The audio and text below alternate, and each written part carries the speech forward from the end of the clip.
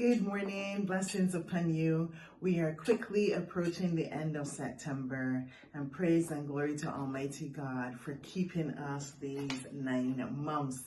As we begin to wrap up talking about peace and exhibiting peace and being a peacemaker like Jesus Christ was, we're going to look at some examples from the Old Testament. And in Genesis chapter 46, 31 to 34, we're going to read about Joseph and his response to his brothers. Remember the story. If you don't know it, read it for yourself, whereby they sold him into slavery. He was then lied upon by Potiphar's wife, ended up in prison. Butler, different persons forgot about him, though they promised to mention him, but eventually he came out. He's now second in command, and there's a famine, and his family is having to come and ask for help. And of course, at first he toyed with them a little bit. You saw the emotion coming up as well as he's seeing his brothers. But ultimately, in verse 31, this was Joseph's response. And Joseph said to his brothers and to his father's entire family, I will go to Pharaoh and tell him, my brothers and my father's entire family have come to me from the land of Canaan. These men are shepherds and they raise livestock. They have brought with them their flock and herds and everything they own. Then he said, when Pharaoh calls for you and asks you about your occupation, you must tell him, we, your servants, have raised livestock all our lives, as our ancestors have always done.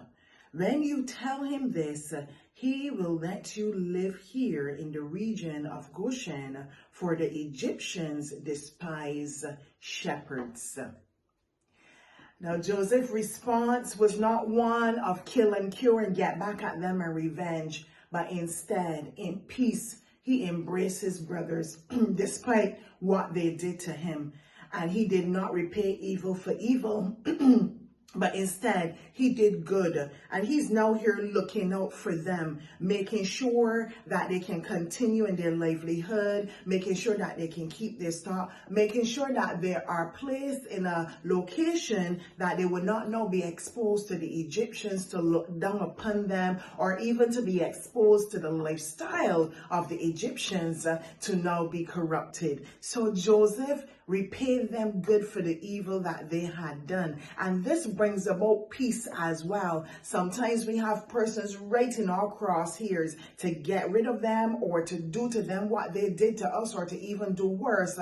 But in this, for the sake of peace and as a peacemaker, instead, we offer to them good. Now, when you fast forward into Genesis chapter 50, and we're very familiar with this part, verse 20, he said, you intended to harm me, but God intended it all for good. He brought me to this position so I could save the lives of many people. And 21, no, don't be afraid. I will continue to take care of you and your children. So he reassured them by speaking kindly to them.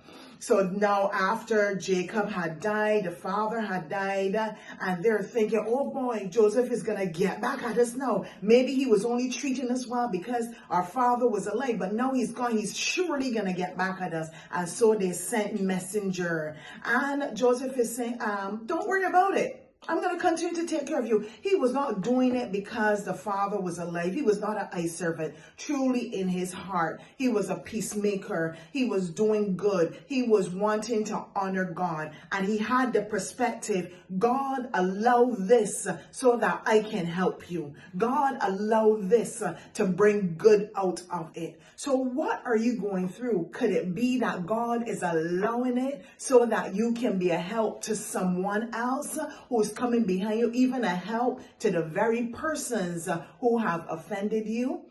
Peacemaker, That is our approach as children of God. We are to make peace in every situation. And when the opportunity is given, as is given here to Joseph, where you're coming face to face with those individuals again that would have offended, you show them love. You demonstrate grace to them, mercy. After all, didn't God show you love, grace, and mercy? Didn't God offer us peace when we were busy sinning against him? We are to do the same and be peacemakers in the earth. God bless you. Have a good day.